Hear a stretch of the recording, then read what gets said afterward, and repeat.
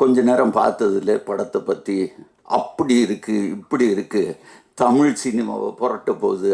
Rajini sir shooting நடந்துட்டு இருக்கு, பிரபு இருந்தார், பிரபண்ணா இருந்தாங்க, எல்லாம் இருக்கும்போது சரி வர சொல்லு, எல்லோரும் வெளியே தான் நிற்கிறாங்க, வரிசையாக கூப்பிட்டுட்டு வரேன்னு வரிசையாக எல்லாத்தையும் கூப்பிட்டுட்டு வரோம்.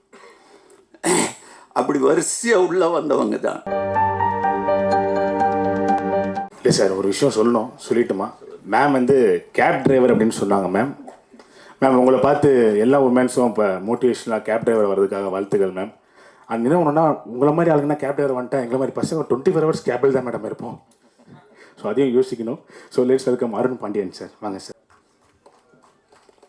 எழுதி வச்சது வேணாமா sir? Okay sir, sorry sir.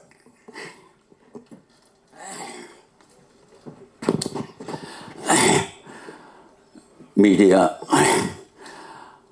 Press எல்லாருக்கும் மதிய வணக்கம். இந்த மேடையில் பார்த்தீங்கன்னா எந்த சீஃப் கெஸ்ட் இல்லாமல் ஏன் இது வச்சுருக்கேன்னா, யார் வேணாலும் நம்ம கூப்பிட்டா ஒரு ப்ரெஷர் பண்ணால் தம்பி விஜய் சேதுபதியோ இல்லை யாரோ வரிசையாக சொல்லலாம், பேர் சொல்லி கூப்பிட்டா வந்துடுவாங்க. வந்து என்ன செய்வாங்க, கொஞ்ச நேரம் பார்த்ததில்ல படத்தை பற்றி அப்படி இருக்குது இப்படி இருக்குது தமிழ் சினிமாவை புரட்ட போகுது அப்படின்னு ஏதாவது ஒன்று சொல்லி, அப்படி இல்லாமல் ஓகே நாளைக்கு வரலாறு ஆகும் அப்படி இப்படின்னு சொல்லாமல், நம்ம ஏதோ படம் பண்ணியிருக்கோம், நமக்கு பிடிச்ச படம் பண்ணியிருக்கோம், நீங்கள் கொடுத்த காசுக்கு கண்டிப்பாக அது வேஸ்ட்டாக இருக்காது. ஏன்னா ஸ்கிரிப்ட் அவ்வளோ ஸ்ட்ராங்காக இருந்துச்சு.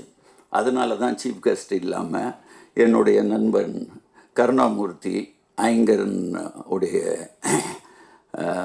மேனேஜிங் டைரக்டர் கருணா, எல்லாத்துக்கும் ஒரு வணக்கம் போட்டுரு கருணா. தென் இன்னொரு சீஃப் கெஸ்ட் டைமண்ட் பாபு, மேலே வாங்க இவர் தான், மேலே வாங்க பாபு சார் மேலே வாங்க. என்னுடைய முதல் படத்தில் ஊமை வெளிகளில் அவருக்கு ஒரு சேர் போட்டுடலாம்.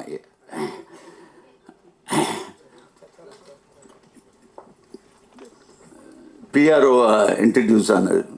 இவரை பற்றி சொல்லணும்னா, ஒரு வாட்டி ஷூட்டிங்கில் ரஜினி சார் ஷூட்டிங் நடந்துட்டு இருக்கு, பிரபு இருந்தார், பிரபண்ணா இருந்தாங்க, எல்லாம் இருக்கும்போது நாங்கள் போனோன்னே ஹீரோ இங்கே வாங்க அப்படின்னாரு.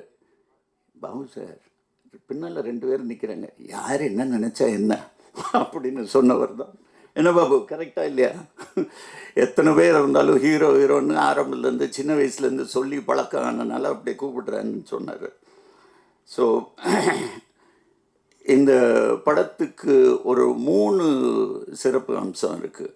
ஒன்று, எல்லாருமே புது டெக்னீஷியன். நான் முதல்ல கீர்த்தி சொன்னதுக்கப்புறம் ஒரு 2 வருஷத்துக்கு முன்னால் கதையை கேட்டோன்னே எனக்கு அது பிடிச்சிச்சு. இவன் கூட மதனா வந்தான், மதன்னு ஒரு பையன் வந்தான், இவனுடைய அசிஸ்டன்ட் டைரக்டர். நல்லா இருக்குப்பா, இது கொஞ்சம் ஒர்க் பண்ணணும், உனக்கு அது பிடிச்சிச்சின்னா நானும் சேர்ந்து ஒர்க் பண்ணால் தான் நம்ம பண்ண முடியும், சார் பண்ணலாம் அப்படின்னா. இல்லை அப்படி உனக்கு இஷ்டம் இல்லைன்னா நீ போயிட்டு வா அப்படின்னு. சரி சார் அப்படின்னு போனால் ஒரு 4 நாள் கழித்து திருப்பி வந்துட்டான். இல்லை சார் நம்ம ஒர்க் பண்ணி பண்ணுவோம் அப்படின்னா. சரி பண்ணும்போது உட்காந்துட்டு, சார் யூனிட்டாக எல்லோரும் ஒன்றா நாங்கள் சேர்ந்து பண்ணணும்னு ஆசைப்பட்டோம். யூனிட்டாக? யார் யூனிட்டு? மியூசிக் டைரக்டர் புதுசு, எடிட்டர் புதுசு. அப்படியா? சரி, அவங்க எல்லாத்துக்கும் திறமையாக இருக்கா சார் கேட்குறீங்களா அப்படின்னு. ஒன்றும் வேண்டாம், சரி வர சொல்லு, எல்லோரும் வெளியே தான் நிற்கிறாங்க, வரிசையாக கூப்பிட்டுட்டு வரேன்னு வரிசையாக எல்லாத்தையும் கூப்பிட்டுட்டு வரோம். அப்படி வரிசையாக உள்ளே வந்தவங்க தான். அதில் மியூசிக் டைரக்டர் வேறு. என்னடா எடுத்துகிட்டு வந்த நீ? ஸ்பீக்கர்ஸு எல்லாத்தையும் எடுத்துகிட்டு வந்துட்டான். லேப்டாப் ஸ்பீக்கர்ஸ் எடுத்துகிட்டு வந்து இதுக்கு இப்படி ரீரெக்கார்டிங் வச்சுருக்கேன் அப்படின்னு சொல்ல ஆரம்பித்து எனக்கு உண்மையிலே இம்ப்ரெசிவாக இருந்துச்சு. சரி, நம்ம தான் எல்லாத்துக்கும் ஒரு வாத்தியார் மாதிரி இருக்கோமே, நம்ம எக்ஸ்பீரியன்ஸ் உள்ளே போட்டுட்டு இவங்க கூட சேர்ந்து ஒர்க் பண்ணுவோம்.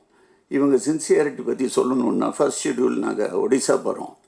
ஒடிசாவில் இவங்கள ட்ரெயினில் அனுப்பிச்சிட்டு நான் ஃப்ளைட்டில் போயிட்டேன். போகும்போது அங்கே அந்த பைக் ஷாட் பார்த்தீங்களா ட்ரெய்லரில், அந்த பைக் அங்கே ஹையர் பண்ணணும். நான் உதயிட்ட கூப்பிட்டுட்டு பைக்கு எந்த மாதிரி, சார் நாங்கள் ட்ரெயினில் வரும்போது தூக்கிட்டு வந்துட்டோன்னா. தூக்கிட்டு வந்துட்டிங்களா? ட்ரெயினில் புக் பண்ணி எடுத்துகிட்டு வந்துட்டாங்க, அது அவனுடைய பைக்கு. ஸோ அந்த பைக்கு சரி போய் எடுத்துகிட்டு வாங்கன்னா பைக்கு புவனேஸ்வரில் இல்லாமல் கல்கட்டா போயிடுச்சு. என்னடா நாளைக்கு ஷூட்டிங் கல்கட்டாக்கு ஆள் அனுப்பிச்சிட்டு எடுத்துகிட்டு வந்துட்டாங்க. அவ்வளோ சின்சியாரிட்டி. ஸோ ஒவ்வொரு விஷயத்துலையும் இவங்க சின்சியாரிட்டி பார்த்துட்டு நான் உண்மையிலே எனக்கு ஊமை விழிகள் ஞாபகம் வந்துச்சு. அந்த மாதிரி தான் இந்த பசங்களை வச்சு ஒரு அருமையான டீம் இது. Hard working. இன்னைக்கு சினிமா இருக்கிற கரப்ஷன் எதுவுமே இல்லை. வண்டி வந்தால் தான் இல்லை, எல்லாம் ஒரு 10 பைக்கில் வந்துடுவாங்க லொக்கேஷனில். ஒன்றா சாப்பிடுவோம், ஒன்றா இருப்போம். என் பிள்ளைகளோட 2 வருஷம் நான் இவங்க கூட தான் அதிகமாக இருந்தேன். ஸோ இவங்க எல்லாத்துக்கும் மிக்க பெரிய நன்றி. தென் இந்த படத்தில் இவங்க சொன்னது வரிசையாக சொல்லலாம். இவங்க எல்லாம் சொன்னாங்க, சார் நீங்கள் என்ன சொன்னாலும் சரி அது எல்லாம் உண்மை, எல்லோரும் உண்மை. ரமேஷ் திலக் வரல, அவனும் அதுதான் சொன்னான். சார் பணம் அப்புறமா பேசுவோம். ஆதித்ய மேனன் அப்படி தான் சொன்னான், பிரேம் அப்படி தான் சொன்னான், எல்லாருமே அப்படி தான். உண்மையில் எனக்கு என் மேலே ஒரு பெருமை ஆயிடுச்சு. அடப்பாவுமே இப்போவும் ஜனங்க நம்மளை நல்லவன் நம்பிட்டு இருக்காங்களே.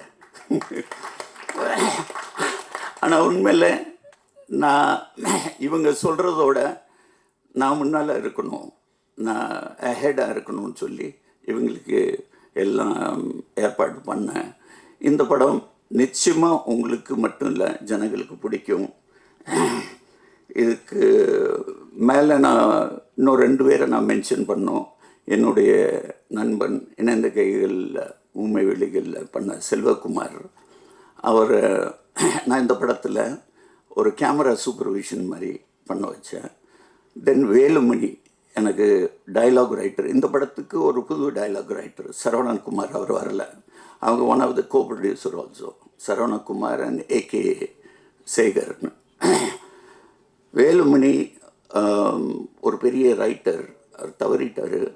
இந்த நேரத்தில் அவரையும் மனசில் வச்சுக்கிட்டு கண்டிப்பாக எங்கே இருந்தாலும் இந்த படத்துக்கு வெற்றிக்கு அவருடைய ஒரு ஒரு கான்ட்ரிபியூஷன் கூட இருந்திருக்கு. உங்கள் எல்லாத்துக்கும் அதிகமாக நேரம் ஆகிட்டு இருக்கு.